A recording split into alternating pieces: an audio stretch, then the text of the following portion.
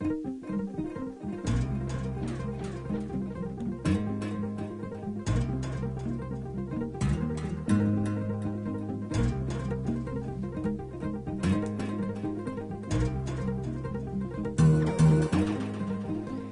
ever, I mean, not you ever have those days, honestly. How we doing, people?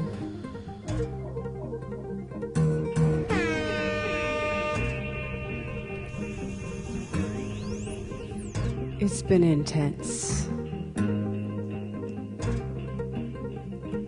For pretty much everyone.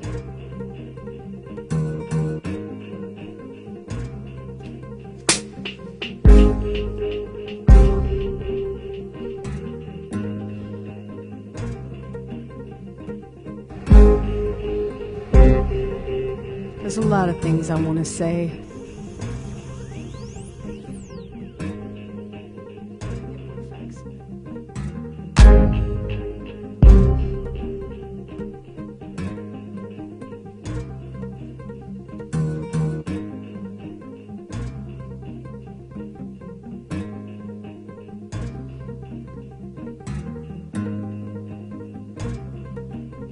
I'm gonna read something and I can't remember where it's from right now. Could be part my own voice and someone else's, we'll see. And then I'm gonna just free flow.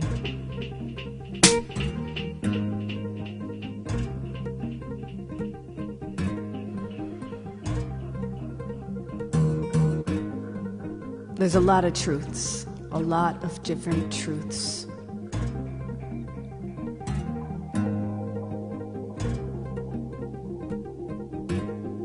And one of them is this. Our society has been hurting from being stuck in a dualistic paradigm. And now the bubble has burst and we realize that we can't go on living in it. Not the way that we've been. So how do we proceed?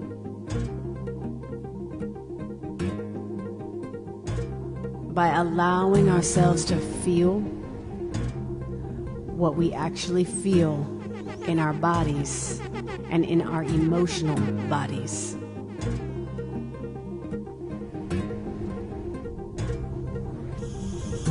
I heard some people talking about, you know, how could this man,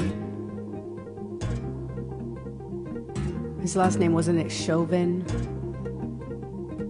The officer whose knee was on the neck of our brother, George Floyd.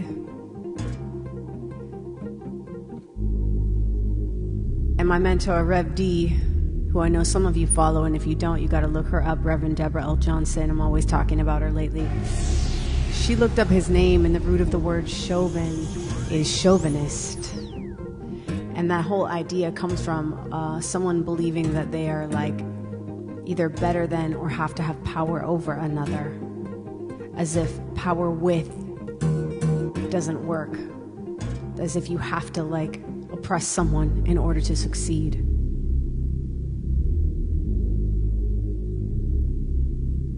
That's just one belief system, and that's the system we all were born into here in this reality. This idea that there's the powers that be that have power over we. So back to what I said a minute ago. The time has come that we allow ourselves to feel what we feel in our bodies and express our truth through our voices and listen to each other fully.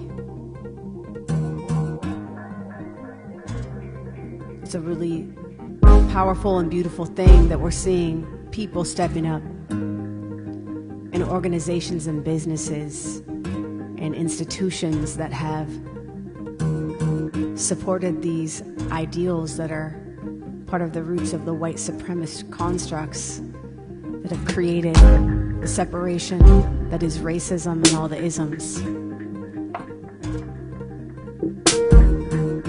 The Tipping Point is the name of this track, and the tipping point is what has happened with the murder of George Floyd. It was a tipping point for humanity, because never before in our history have we ever seen a global response and awakening in the way that we've been waiting for.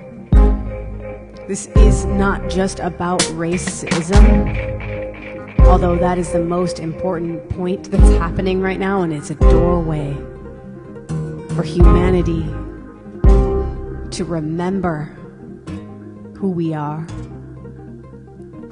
that we are one. We are one species. There is no race.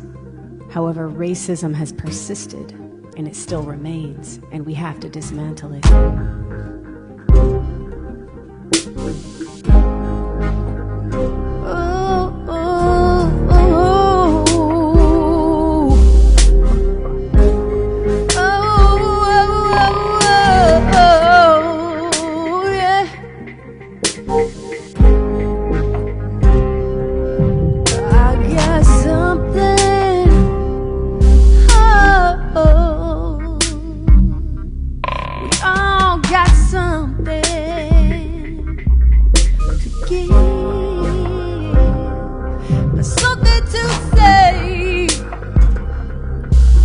Cannot wait anymore.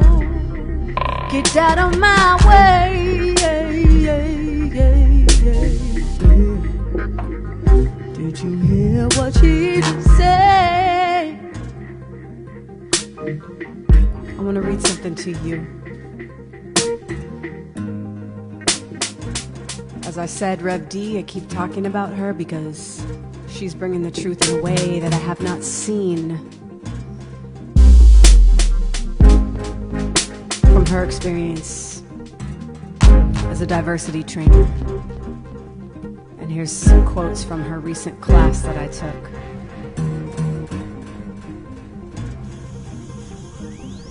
To my brothers and sisters and people of color, I know we're tired, and I get that. And I'm asking us all to dig a little deeper. She's referencing to what she teaches in this one class that I'll tell you about later.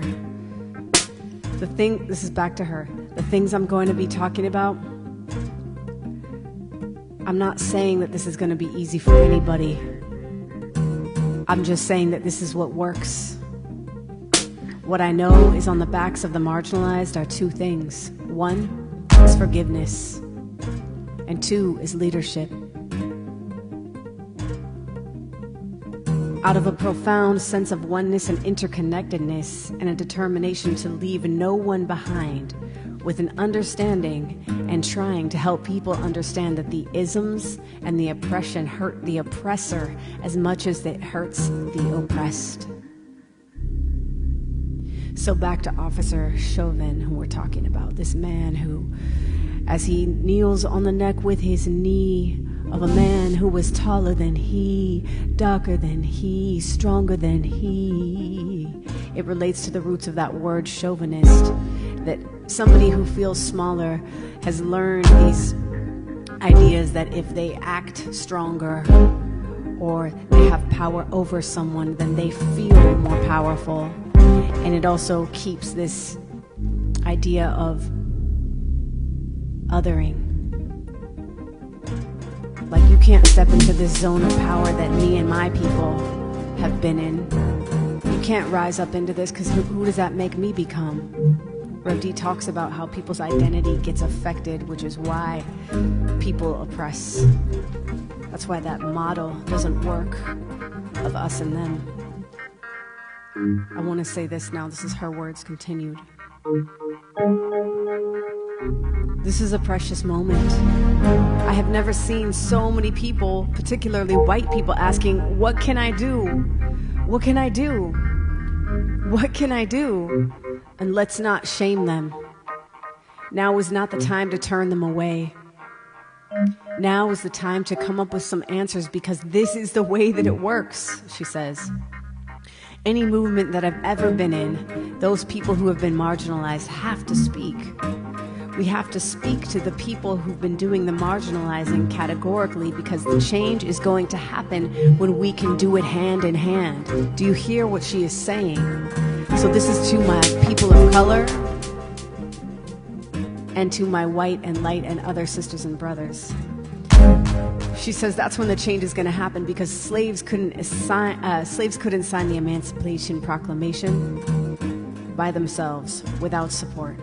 And women suffragists could not have given themselves the right to vote. It took men to do that. It took support of others to do it.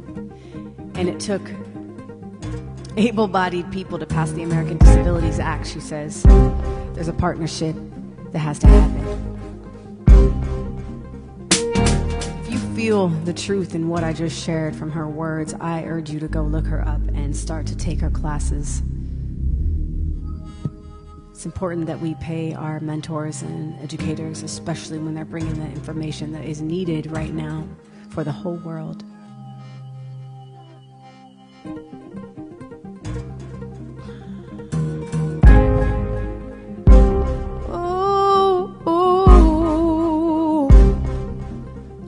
Yeah.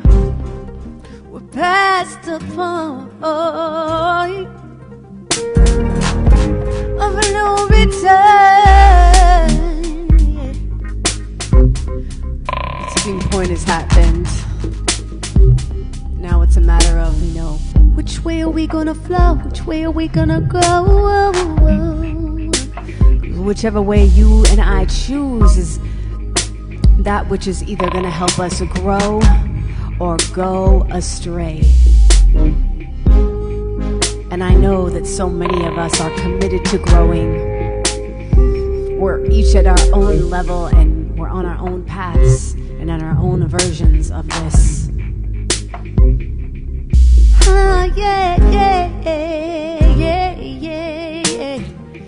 The point that I agree with, that my sister Elder Reverend Deborah keeps talking about, is that we have to stop the cycle of shaming and othering. And we do it in our relationships, even with our closest people, like our families. We learned this. We gotta unlearn it now. We gotta shift it and choose something different and better. I'm working on this stuff myself, otherwise I wouldn't allow myself to talk about it. And in talking about it, I also create accountability for myself from you.